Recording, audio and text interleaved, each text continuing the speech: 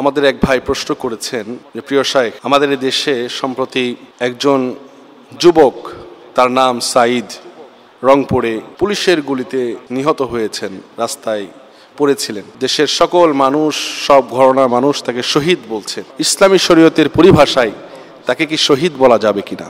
জি প্রিয় ভাই, এক্ষেত্রে আমরা সরাসরি আল্লাহর কোরআন এবং হাদিসের আলোকে আমরা অ্যান্সার করার, উত্তর দেওয়ার চেষ্টা করবো ইনশাআল্লাহ বিইজনিল্লাহ। এক্ষেত্রে আমরা শুরুতেই দেখব রাসূল সাল্লাল্লাহু আলাইহি ওয়াসাল্লাম কোন কোন ব্যক্তিকে শহীদ বলেছেন, কারা শহীদের মর্যাদা পাবে। সেক্ষেত্রে অবশ্যই যে শাহাদাতের মর্যাদা লাভ করবে তাকে সর্বপ্রথম ঈমানদার হতে হবে, মুমিন হতে হবে, সত্যিকারের মুসলমান হতে হবে।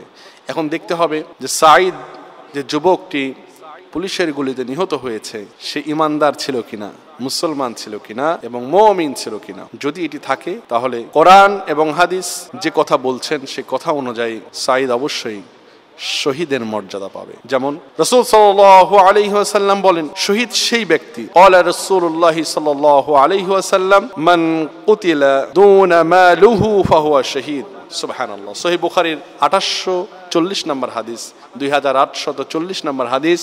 রাসূল সাল্লাল্লাহু আলাইহি ওয়াসাল্লাম বলেন, যদি কোনো ব্যক্তি তার মাল, তার সম্পদ সেফ করার জন্য, সেগুলোকে সংরক্ষণ করার জন্য শত্রুকে প্রতিহত করতে গিয়ে সে যদি মারা যায়, সে শহীদ হবে। এরপরে মান কুতিলা দুনা দামিহি ফাহুয়া শহীদ। এরপরে দেখেন রাসূল সাল্লাল্লাহু আলাইহি ওয়াসাল্লাম বলেন, সহিহ নাসাই 4095 নম্বর হাদিস, নিজে বাঁচার জন্য, একজন নিরস্ত্র শত্রুপক্ষের হাত থেকে বাঁচার জন্য আকুতি বিকুতি অনুনয় বিনয় বা প্রাণান্তকর চেষ্টা করার পরেও যে মারা যায়, সে শহীদ হিসাবে আল্লাহর কাছে পরিগণিত হবে।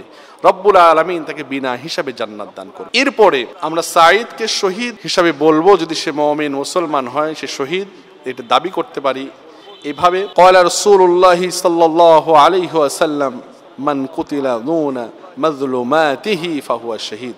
আল্লাহু আকবার। যে ব্যক্তি জুলুমের শিকার হলো, যে ব্যক্তি মাজলুম হয়ে গেল, নিরস্ত্র মানুষের উপরে যখন অস্ত্রধারী কোনো মানুষ উপর্যুপরি আঘাত করে নিরস্ত্র মানুষকে হত্যা করে, এটা অনেক বড় জুলুম। তার উপর যে জুলুম করা হয়েছে, এই জুলুমের কারণে আবু সাঈদ নামে যে যুবকটি গুলি খেয়ে একেবারে নিরস্ত্র অবস্থায় নির্বাকভাবে রাস্তায় পড়েছিল, সে শহীদ হবে, সে শহীদ হিসেবে পরিগণিত হবে, কারণ সে মাজলুম ছিল। আল্লাহ রাব্বুল আলামিন আমাদের সকলকে বোঝার তৌফিক দান করুন। আমিন।